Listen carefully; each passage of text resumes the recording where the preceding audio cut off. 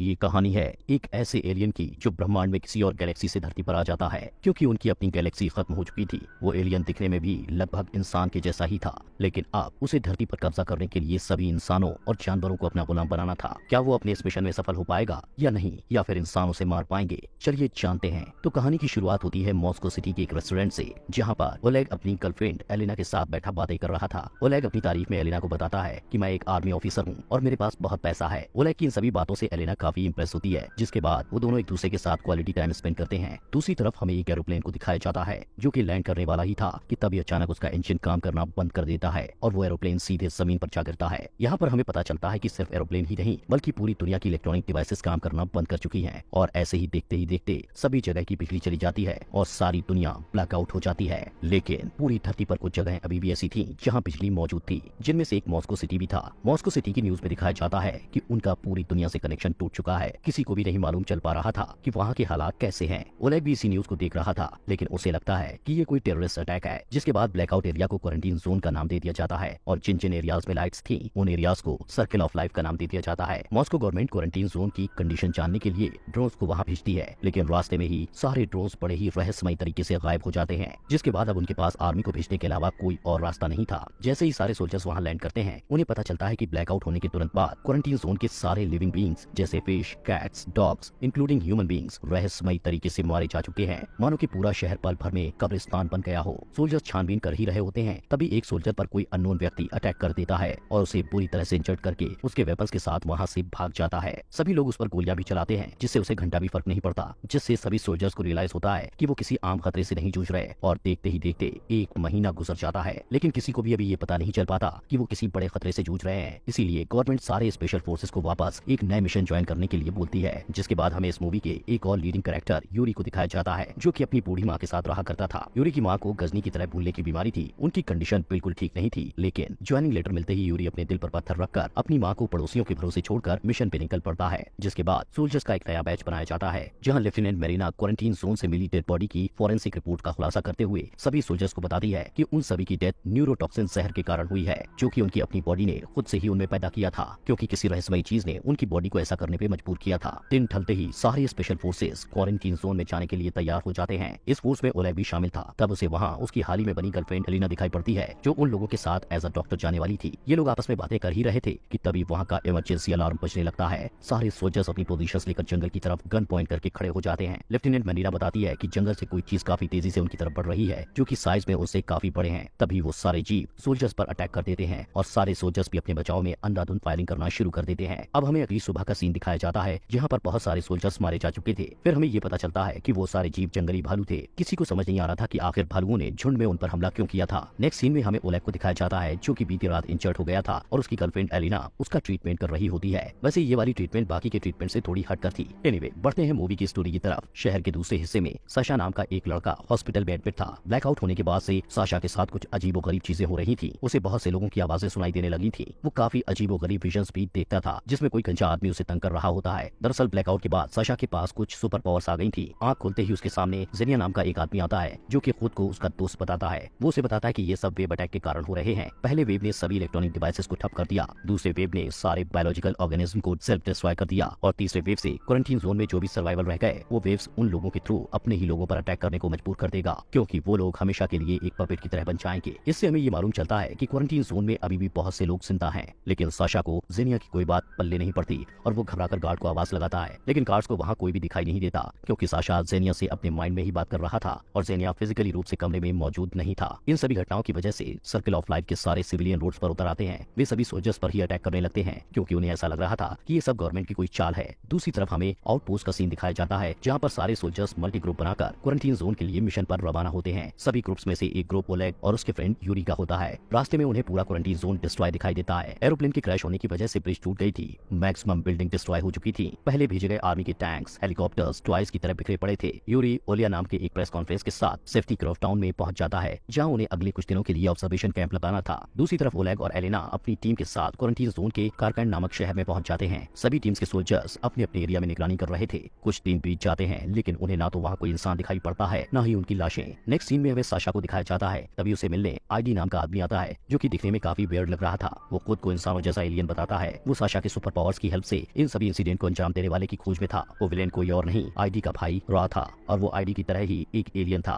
ID बताता है कि जब ब्लैकआउट हुआ था तब तुम सर्कल ऑफ लाइफ और क्वारंटीन जोन के बॉर्डर पर थे, जिस वजह से तुम में ये पावर्स आई हैं। साशा को कुछ समझ आता उसके पहले लेफ्टिनेंट मरीना और उसके सोल्जर्स वहां आ जाते हैं और आईडी पर गन पॉइंट कर देते हैं, लेकिन आईडी मरीना के सोल्जर्स का माइंड मैनिपुलेट कर लेता है, जिससे सोल्जर्स को मरीना आईडी की तरह दिखने लगती है और आईडी मरीना की तरह। इससे होता यह है कि सारे सोल्जर्स मरीना पर ही गन पॉइंट कर देते हैं। आईडी मरीना से कहता है कि तुम्हारे मानव जाति को अगर कोई बचा सकता है तो वो सिर्फ मैं ही हूँ, इसीलिए एक बार काम होकर मेरी बात सुनो। जिसके बाद मरीना आईडी को इंटरोगेशन रूम में ले जाती है। आईडी बताता है कि वो और उसके लोग अर्थ के जैसे ही प्लेनेट के एक रेसिडेंट हैं और काफी साल गुजर जाने के बाद भी हम बूढ़े नहीं होते और ना ही वो कभी मरते हैं जब तक उन्हें कोई मार ना दे। वो बताता है कि जल्द ही हमारे प्लेनेट का सूरज डिस्ट्रॉय होने वाला है, इसलिए हम लोगों को एक नई प्लेनेट की तलाश है और फिर हमने तुम्हारे प्लेनेट अर्थ को चुना। इसीलिए मुझे और मेरे भाई रॉ को अर्थ पर भेजा गया ताकि हम बाकी लोगों को यहाँ लाने के लिए अर्थ को अच्छे से तैयार कर सके। और तो और धरती पर बनाई गई अंडर वाटर वर्ल्ड पिरामिड्स जैसी चीजें 2 लाख साल पहले हम एलियंस ने ही बनाए थे, लेकिन मैं नहीं चाहता कि रॉ तुम सभी को खत्म कर दे, मैं उसे रोकना चाहता हूँ। और तो और अगले 48 घंटे में हमारी स्पेसशिप यहाँ पहुँचने वाली है। रॉ अपने प्लान के मुताबिक क्वारंटीन जोन के सर्वाइवल को एज अ पपेट वेपन तुम लोगों पे इस्तेमाल करने वाला है। मरीना को आईडी की बातों पर बिल्कुल भी बिलीव नहीं होता।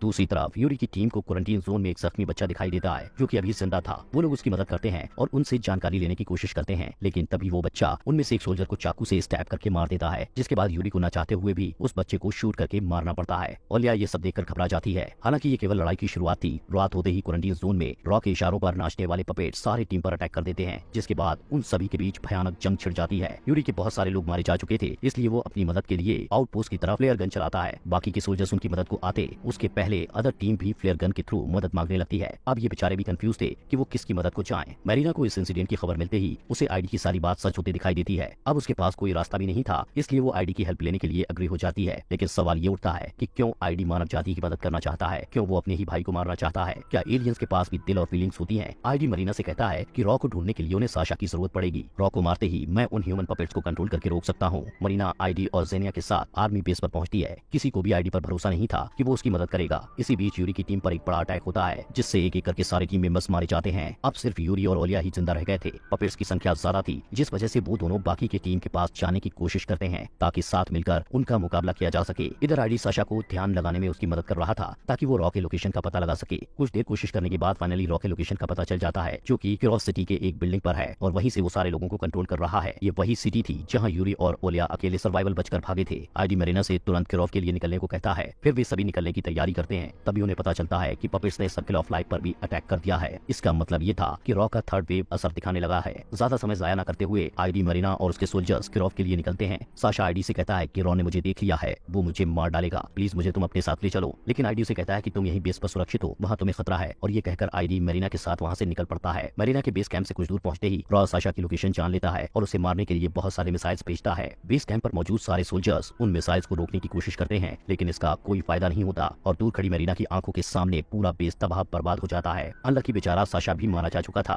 ये सब देखकर मरीना को बहुत गुस्सा आता है और वो आईडी पर गन पॉइंट कर देती है और कहती है, तुम ये सब पहले से ही जानते थे, क्यों तुमने ये घटिया हरकत की? जिस पे आईडी से कहता है कि सिर्फ हम ही लोग ऐसे हैं जो पूरे मानव जाति को बचा सकते हैं। रॉ को साशा की लोकेशन का पता चलना ही था। अगर वो हमारे साथ होता तो अब तक हमारा भी कबाब बन चुका होता, इसलिए हमें ये कदम उठाना पड़ा। अगली सुबह यूरी और ओलिया को ओलिया की टीम मिल जाती है और थोड़ी देर बाद मरीना और उसकी ग्रुप भी उन्हें ज्वाइन कर लेते हैं। सोल्जर्स को आईडी और सर्कल ऑफ लाइफ पे हुए हमले के बारे में सब कुछ बताया जाता है। इसका मतलब था कि अर्थ पर केवल वे लोग ही जिंदा बचे हैं। जिसके बाद सभी लोग टाइम जाया न करते हुए उस बिल्डिंग की तरफ बढ़ते हैं जहाँ से रॉ सभी को कंट्रोल कर रहा था। लेकिन रास्ते में ह्यूमन पपेट्स उनका रास्ता रोकते हैं, जिसके बाद उन लोगों के बीच वॉर छिड़ जाती है। सभी सोल्जर्स समझ चुके थे कि ये अब वापस नॉर्मल नहीं हो सकते, इसीलिए वे सभी बिना उनकी जान की परवाह किए उन्हें मारते कुचलते टैंक से आगे बढ़ने लगते हैं। कुछ पपेट्स तो अपने शरीर में बॉम्ब बंधे बारिश की तरह उन पे गिर रहे थे, लेकिन काफी मुश्किलों के बाद आर्मी ग्रुप इन पपेट्स से बचकर बिल्डिंग तक पहुंच जाते हैं। जिसके बाद आईडी यूरी और बाकी के कुछ सोल्जर्स को अपने साथ बिल्डिंग के टेरेस पर चलने को बोलता है और बाकी बचे सोल्जर्स पपेट का मुकाबला करने बिल्डिंग के नीचे खड़े थे। और इसी के साथ फाइनली यूरी और आईडी का रॉ से सामना होता है। यूरी रॉ पे हमला करता है, लेकिन वो उसे एक ही झटके में दूर फेंक देता है। फिर हमें रॉ और आईडी के बीच ताबड़तोड़ फाइट देखने को मिलती है। वो दोनों एक से बढ़कर एक थे।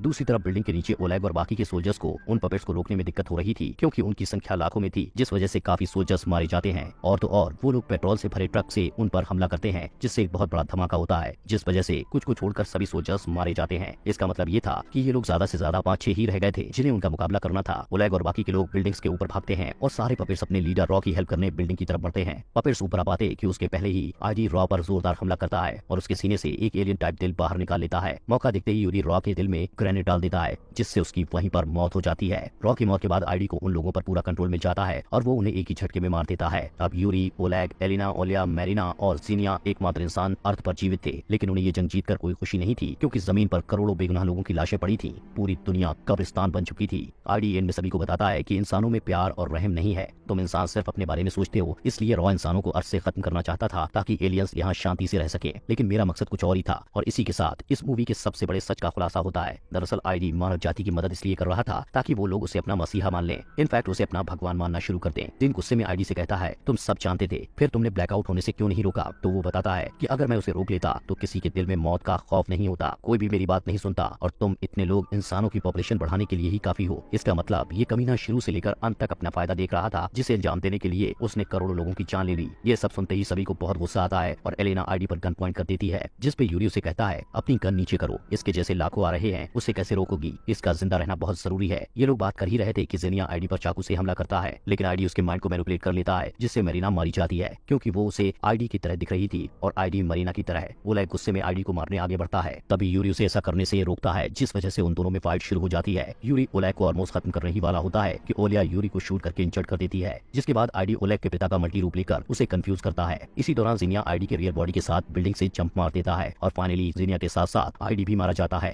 अब सिर्फ ओलेग, ओलिया, इंजर्ड यूरी और एलिना आने वाले एलियंस का मुकाबला करने के लिए जिंदा रह गए थे। कुछ ही देर में एलियंस की स्पेसशिप वहां लैंड कर जाती है। स्पेसशिप का दरवाजा खुलता है, लेकिन कोई बाहर नहीं आता, जिसके बाद वो लोग अंदर जाने का डिसाइड करते हैं। ओलेग, ओलिया और एलिना अंदर जाते हैं, जहां उन्हें लाखों एलियंस के चैम्बर्स दिखाई पड़ते हैं, जिसके अंदर वो सभी सो रहे थे। तभी चैम्बर के अंदर कुछ अजीब सा लिक्विड फ्लो होने लगता है, जिससे उन सभी को होश आने लगता है। एलिना बताती है कि ये जरूर उसका ऑक्सीजन सप्लाई होगा, इसीलिए उनके जगने से पहले ओलेग एक एक को शूट करके मारने लगता है, बट उनके पास उतनी बुलेट्स और टाइम नहीं था, जिसके बाद वो लोग दिमाग लगाते हैं और मेन सप्लाई के पाइप को एक्स से मारकर तोड़ देते हैं, जिस वजह से वो सारे एलियंस जगने से पहले ही मारे जाते हैं। अब बस कुछ चैम्बर बाकी रह गए थे, जिनमें उन्हें एलियंस के मासूम बच्चे दिखाई देते हैं। तो उन लोगों को आईडी की कही हुई बात याद आ जाती है कि इंसान मतलबी और बेरहम होते हैं, इसीलिए वो लोग बेबी एलियंस को नहीं मारते। कुछ ही समय बाद सारे बेबी एलियंस बाहर आ जाते हैं, जो कि दिखने में आईडी की ही तरह थे। और इसी के साथ ये मूवी यहीं